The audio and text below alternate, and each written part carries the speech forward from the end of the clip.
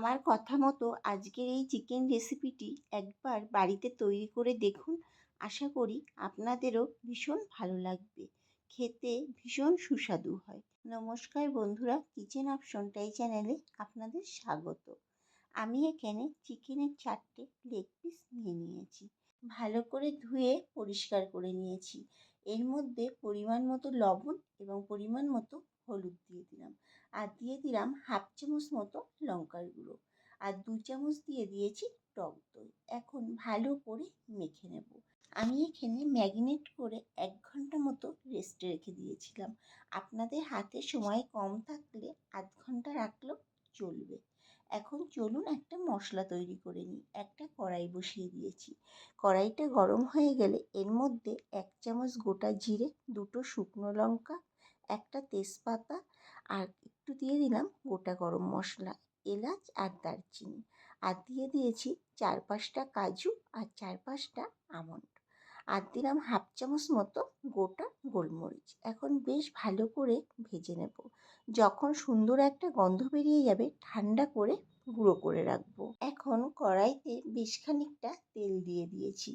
তেলটা হালকা গরম হয়ে গেলে এর মধ্যে দিয়ে দেব 3টে মাঝারি সাইজের পেঁয়াজ কুচি। পেঁয়াজটাকে একটু বড় বড় করেই কেটে নিয়েছি। আর দিয়ে দেবো 10 থেকে 12 কোয়া রসুন। আর 1 ইঞ্চি মতো আদা কুচিয়ে নিয়েছি, সেই আদাটা দিয়ে দিলাম। একটা গোটা টমেটোকে ফালি করে কেটে নিয়েছি। আর দিয়ে দিলাম পরিমাণ মতো লঙ্কা। আর ঝালটা আপনারা কম বেশি করে আপনাদের মতো ব্যবহার করবেন। হাফ চামচ মতো লবণ দিয়ে সব কিছু ভালো করে ভেজে নেব। ভাজার সময় গ্যাসের ফ্লেমটাকে মিডিয়ামে রেখে ভাজতে হবে। যখন টমেটোটা একটু নরম হয়ে আসবে তখন এর মধ্যে দিয়ে দেব 1 মুঠো কিশমিশ। এখন সব কিছু আবারও ভালো করে ভেজে নিচ্ছি। সব কিছু এরকম যখন নরম হয়ে আসবে কড়াই থেকে নামিয়ে ঠান্ডা করে পেস্ট করে নেব। এখন কড়াইতে আবারও কিছুটা পরিমাণ তেল দিয়ে দিয়েছি। তেলটা যখন গরম হয়ে যাবে চিকেনগুলোকে এক এক করে তেলের মধ্যে দিয়ে দেব ভাজার জন্য। এক পিঠ 2-3 মিনিট ভেজে নেওয়ার পর তারপরে উল্টে দিতে হবে। অপর পিঠও একইভাবে একটু লাল করে ভেজে নেব। যখন 2 দিকই এরকম লাল হয়ে আসবে তখন অন্য পাত্রে তুলে নেব। বাকি চিকেনটাকেও তেলের মধ্যে দিয়ে দিলাম ভাজার জন্য। ওই একইভাবে ভেজে নেব। এক পিঠ ভাজার পরে অপর পিঠ উল্টে দেব। একইভাবে 2 পিঠ লাল লাল করে ভেজে কড়াই থেকে তুলে নেব। এখন ভাজা যে মশলাটার পেস্ট করে রেখেছিলাম সেই পেস্টটা তেলের মধ্যে দিয়ে দিলাম। ওই পেঁয়াজ, আদা, রসুন, কাঁচা লঙ্কা, টমেটো ওই পেস্টটা। এখন মশলাটাকে বেশ একটু নাড়াচাড়া করে নেব। এর মধ্যে দিয়ে দেব পরিমাণ মতো হলুদ এবং লবণ। এখন গ্যাসের ফ্লেমটাকে লো টু মিডিয়ামে রেখে মশলাটাকে বেশ ভালো করে কষাতে হবে।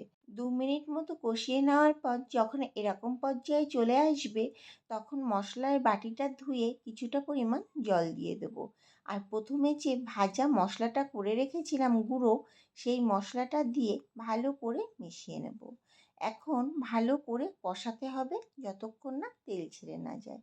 যখন কষাতে কষাতে যখন একটু তেল ছেড়ে যাবে তখন চিকেনটাকে মশলার মধ্যে দিয়ে দেব এবং মশলার সাথে বেশ ভালো করে চিকেনটাকে মিশিয়ে নেব।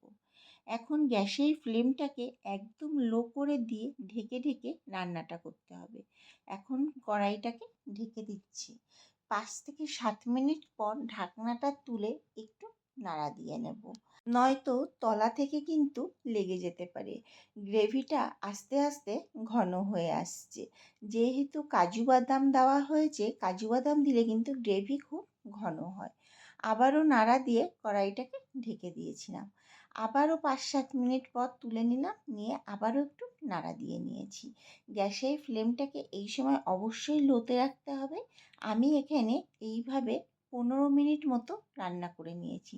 মাংসটা একদম যখন নরম হয়ে এসছে তখন এর মধ্যে দিয়ে দিয়েছি হাফ কাপ মতো জল। জলটা এখানে খুবই কম ব্যবহার করতে হবে, কারণ মাংসটা কিন্তু একদম মাখো মাখো তৈরি হবে।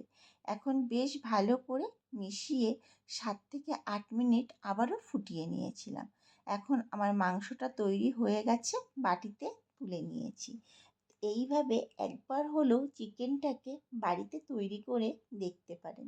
আশা করি ঠকবেন না, এতটাই ভালো হয় খেতে। আর এই রেসিপিটি আপনারা ভাত, রুটি, পরোটা, পোলাও, ফ্রাইড রাইস সব কিছুর সাথেই পরিবেশন করতে পারবেন। ভিডিওটি ভালো লাগলে আমার চ্যানেলটিকে সাবস্ক্রাইব এবং ফেসবুক পেজ থেকে যদি দেখে থাকেন পেজটিকে ফলো করে দেওয়ার অনুরোধ রইল।